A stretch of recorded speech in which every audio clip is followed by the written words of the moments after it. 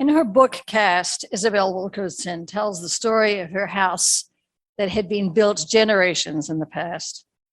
When she first moved into the home, she noticed that in one of the walls in the corner up near the ceiling, there was a little bit of plaster. It was like, it didn't look right. It was a little discolored and it was a little crumbly and bulging, but these things happen. Didn't appear too concerning to her. But over time, that area started to bulge even more. And pretty soon, from that area, a crack started going across the whole ceiling. And as it worsened, she finally called in an inspector who couldn't immediately diagnose what the problem was just by looking at it. It just looked like a crack. And it looked like people had noticed it in the past and they'd put some plaster over it, but it kept on appearing and getting worse over time. So the surface damage was obvious, but in order to prevent further cracks, what he realized he needed to do is he needed to look underneath all of the layers of paint and plaster and wallpaper. He needed to see the structural damage that lay underneath. Wilkinson explains that owning an old house requires a lot of responsibility. There are dangers and idiosyncrasies that over time can turn into rotting floorboards or collapsing stairs or leaky roofs. The owner of an old house knows that whatever you are ignoring won't go away. You ignore the underlying damage at your own peril. She goes on to write this: America is an old house. We in the developed world are like homeowners who inherited a house on a piece of land that is beautiful on the outside, but whose soil is unstable loam and rock, heaving and contracting over the generations, cracks patched, but the deeper ruptures waved away for decades, centuries even. Many people might rightly say, I had nothing to do with how all this started. I have nothing to do with the sins of my past. My ancestors never attacked indigenous people, never owned slaves. And yes, none of us was here when this house was built. Our immediate ancestors may have had nothing to do with it, but here we are, the current occupants of a property with stress cracks and bowed walls and fissures built into the foundation. We are the heirs to whatever is right or wrong with it. We did not erect the uneven pillars or joists, but they're ours to deal with now. And any further deterioration is in fact on our hands. Unaddressed, the ruptures and diagonal cracks will not fix themselves. It's the end of her quote. Whether we like it or not, we are some of the heirs of this country.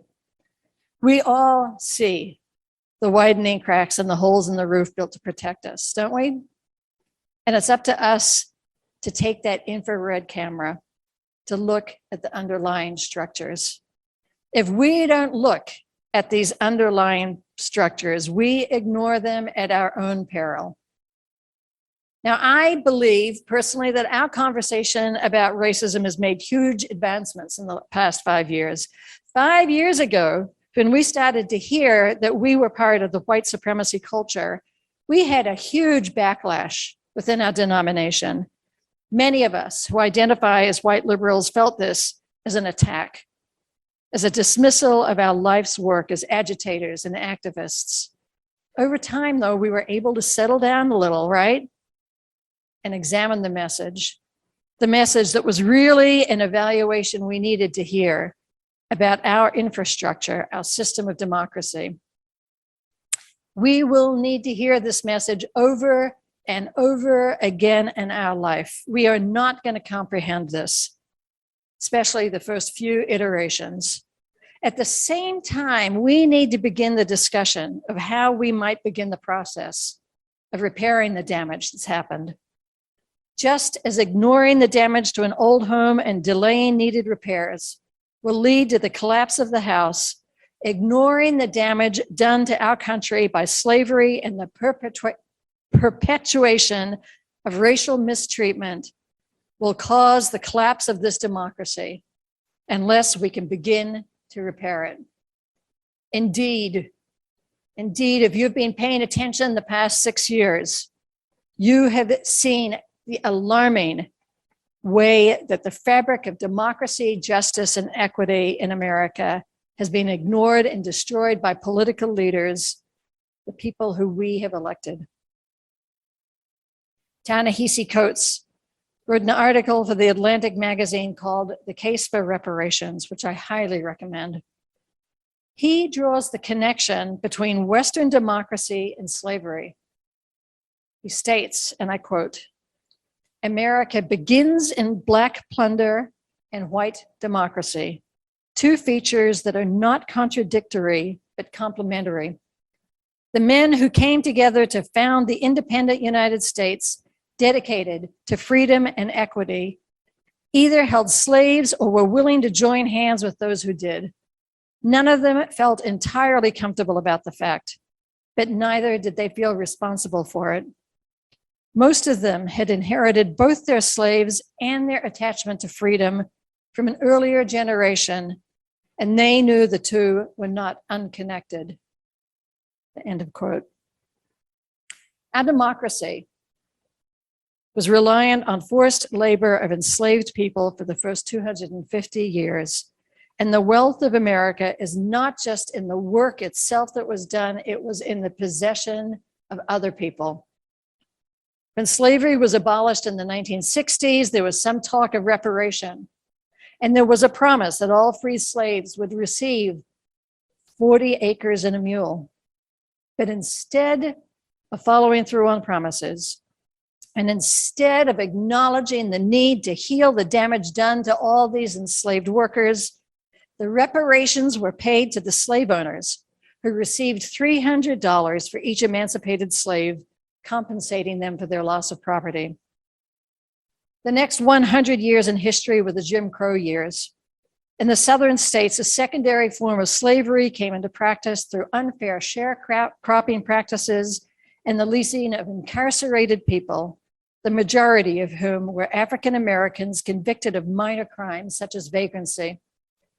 And in the North, politicians, banks, and civic associations colluded to pin Black people into ghettos where they were overcrowded, overcharged, and undereducated. They were given the worst jobs for the poorest wages. They were systematically taken advantage of, and they were the targets of police brutality.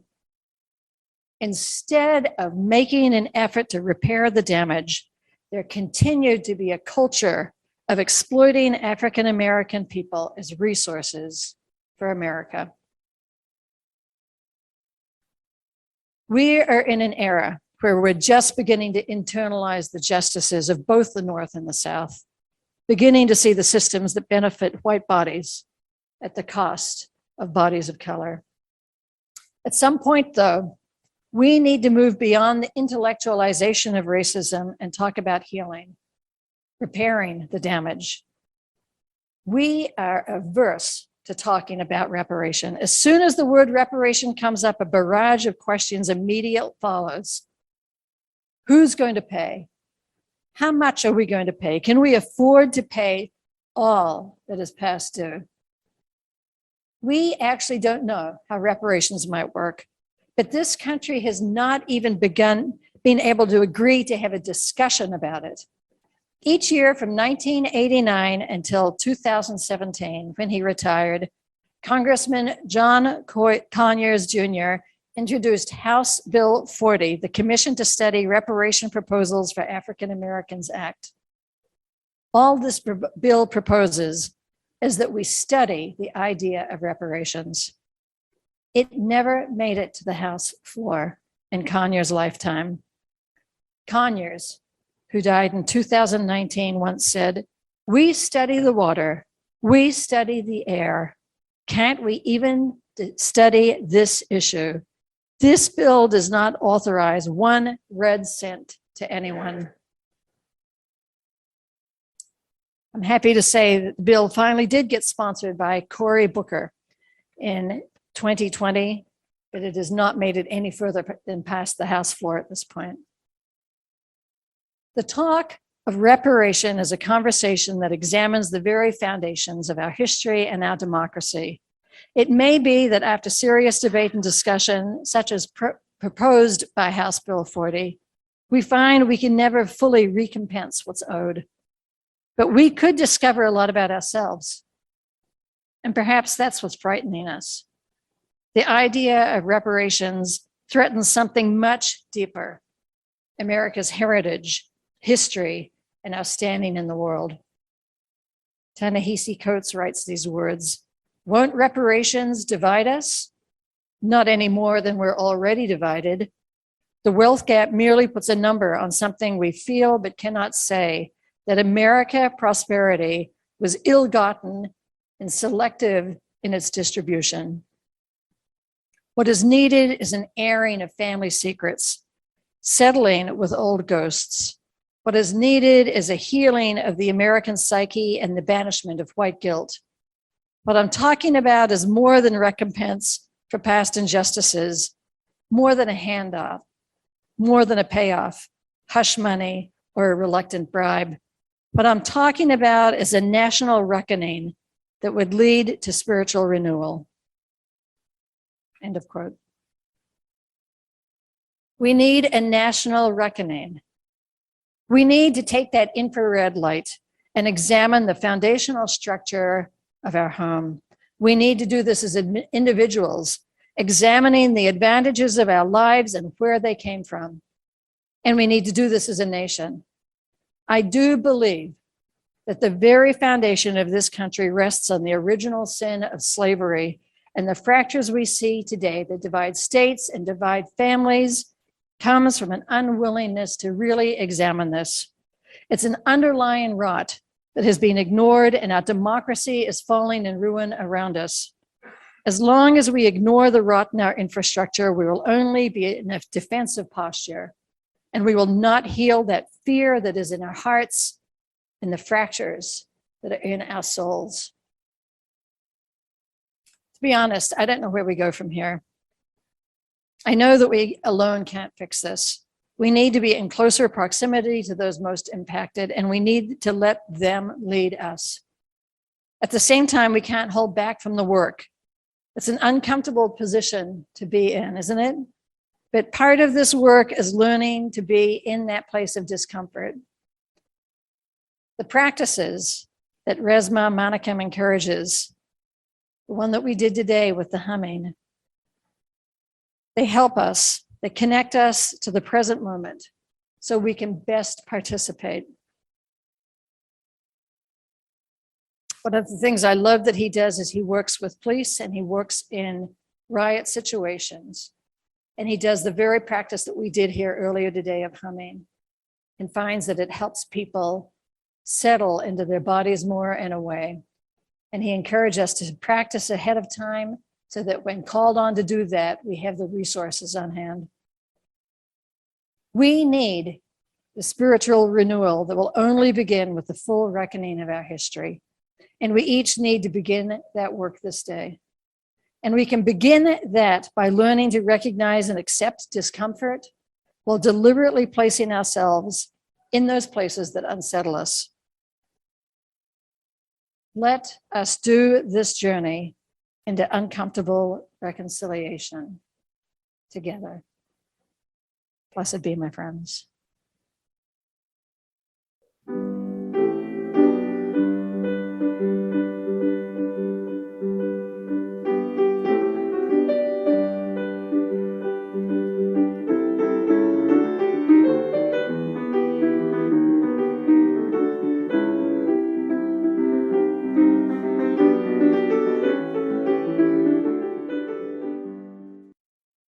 These are the words of Reverend Theresa Soto.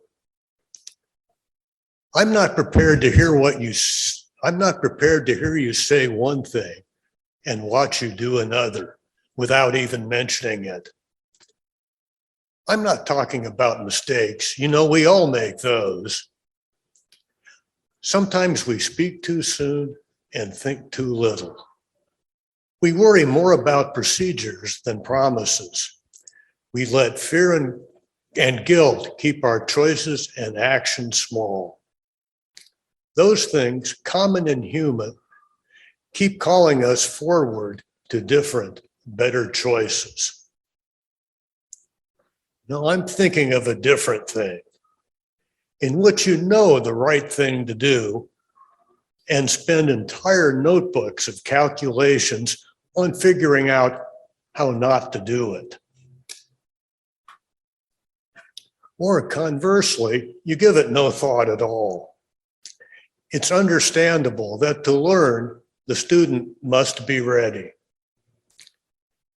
And if you choose not to be ready, while the world cries out for your help, or choose to linger in indecision and shrug off the human cost, you are wasting gentle flexibility of grace.